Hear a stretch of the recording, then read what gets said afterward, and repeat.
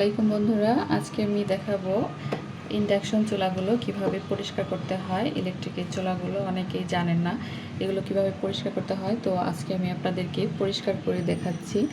আমি এটা যে কোনো লিকুইড সাবান দিয়ে করা যায়, তারপরে হুইল পাউডার দিয়ে করা যায়, কিন্তু আমি ভিম বারটা দিয়েই বেশি করে থাকি।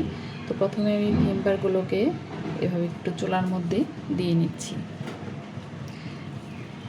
এরপর একটা মাজনি নিয়ে নিলাম, তারপরে সামান্য একটু পানি দিয়ে দিচ্ছি। এখন এটাকে আমি ভালো করে ঘষে নিব। আসলে এটা ইন্ডাকশন চুলায় এরকম পানি দিলে কিন্তু চুলার কোনো ধরনের সমস্যাই হয় না। এবং কি চুলা যখন আগুন থাকে, মানে চুলাটা যখন জ্বলে রান্না করার সময়, আগুন দেখা যায় না, রান্না করার সময়ও যদি এভাবে পানি পড়ে, তারপরেও কিন্তু এই চুলাতে কিন্তু কোনো ধরনের সমস্যা হয় না। তো দেখুন, এটাকে আমি ভালো করে পরিষ্কার করে নিচ্ছি ঘষে ঘষে। একটু চাপ দিয়ে করবো, কারণ আমি অনেক দিন যাবত ব্যস্ততার কারণে পরিষ্কার করা হয় না। এই জন্য এই লেখাটা ঢেকে গিয়েছে। দীর্ঘদিন রান্না করার ফলে এখানে দেখা যায় একটু তেল ছিটে আসে। তেল ছিটে ছিটে এটা একদম লেখাটা মুছে গেছে, মানে একটা প্রলেপের মতো হয়ে যায়। তো এটাকে ভালো করে ঘষে ঘষে তুলে নিতে হয়।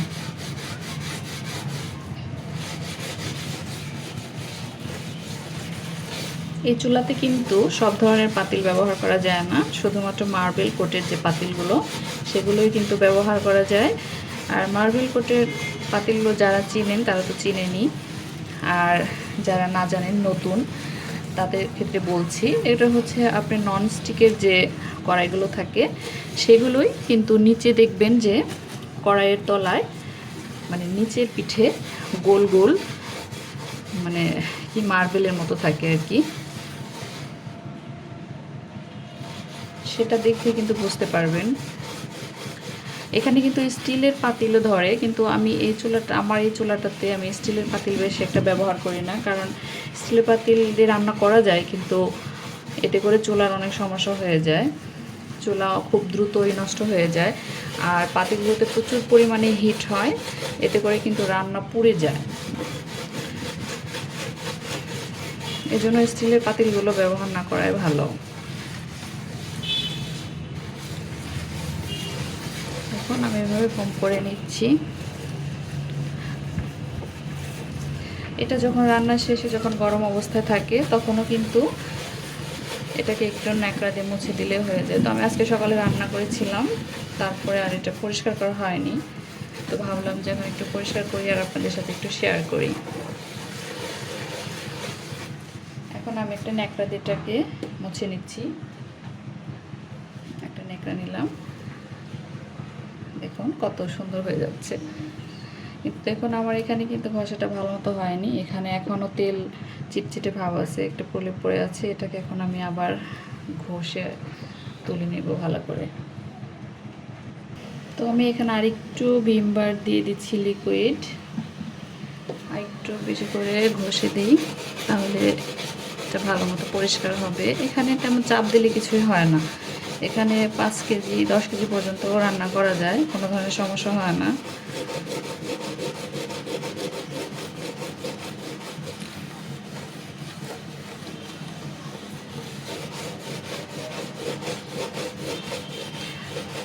এই চুলায় রান্না করলে কিন্তু কারেন্ট বিল যে অনেক বেশি আসে তা কিন্তু না, এটার কারেন্ট বিল কিন্তু অনেক সীমিত পরিমাণেই আসে।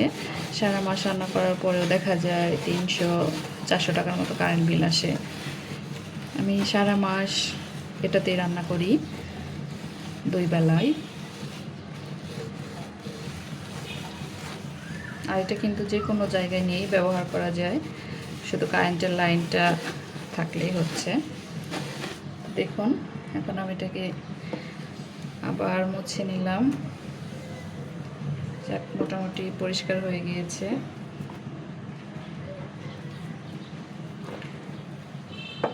তো এই চুলা সম্পর্কে যদি আরও কেউ কিছু জানতে চান তো অবশ্যই কিন্তু কমেন্টস করে জানাবেন। আর ভিডিওটি যদি ভালো লাগে, নতুন নতুন ভিডিও পেতে অবশ্যই কিন্তু সাবস্ক্রাইব করে দেবেন। আল্লাহ হাফেজ।